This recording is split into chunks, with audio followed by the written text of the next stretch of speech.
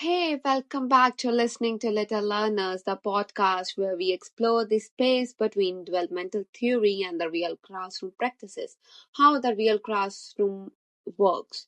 Today, imagine this with me. You're standing at the classroom door and a 3 years old child named Milo walks in. He lives with his foster family and he is an Aboriginal and is beginning to learn Auslan due to a hearing difficulty and English as his additional language. He often watches other before joining in and seems curious, but slightly hesitant in new situations. Now pause, what do you notice first? His hearing loss or his potential? In practice, educators can sometimes focus too quickly on what a child cannot do. However, development is shaped by relationship, culture, and a broader social system. It's not just individual ability.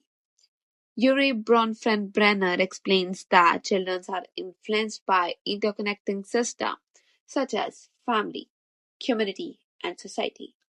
For Aboriginal children, there is a high rate of hearing conditions because they are linked to inequality in access to health care. Ignoring this context risks labeling the child instead of understanding their living experience. A common assumption might be he is quiet, so he's shy.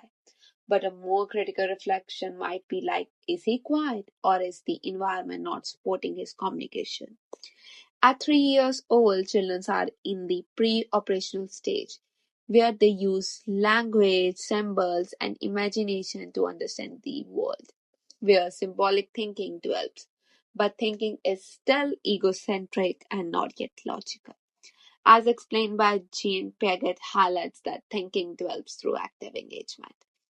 Children aged 3 to 5 use short sentences, engage in play, and communicate through both verbal and nonverbal forms.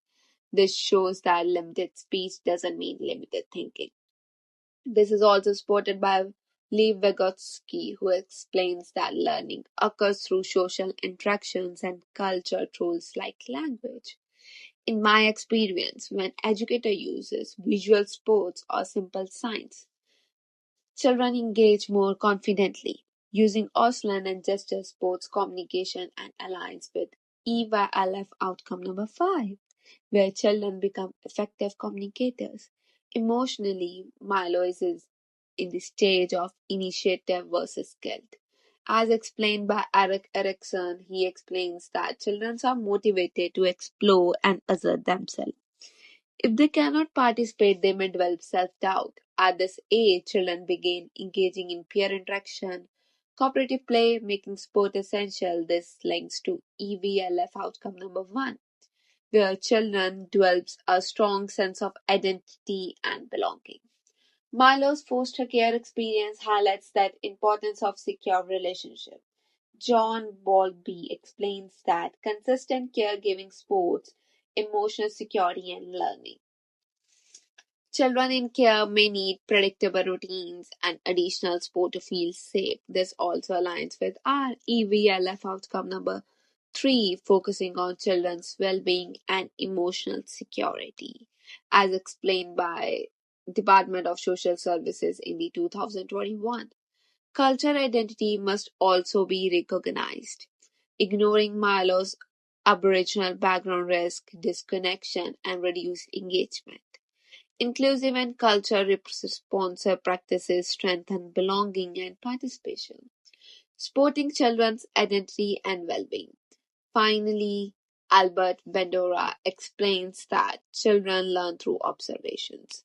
When educator models inclusive communication like Auslan, children are more likely to feel safe and they can participate without any hesitation. So Milo will feel comfortable and will involve himself in peer group activity.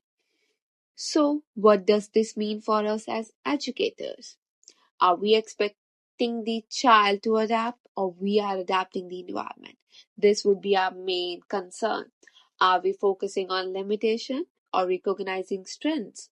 Because inclusion is not just about sport, it's about equity, respect, and understanding every children beyond words.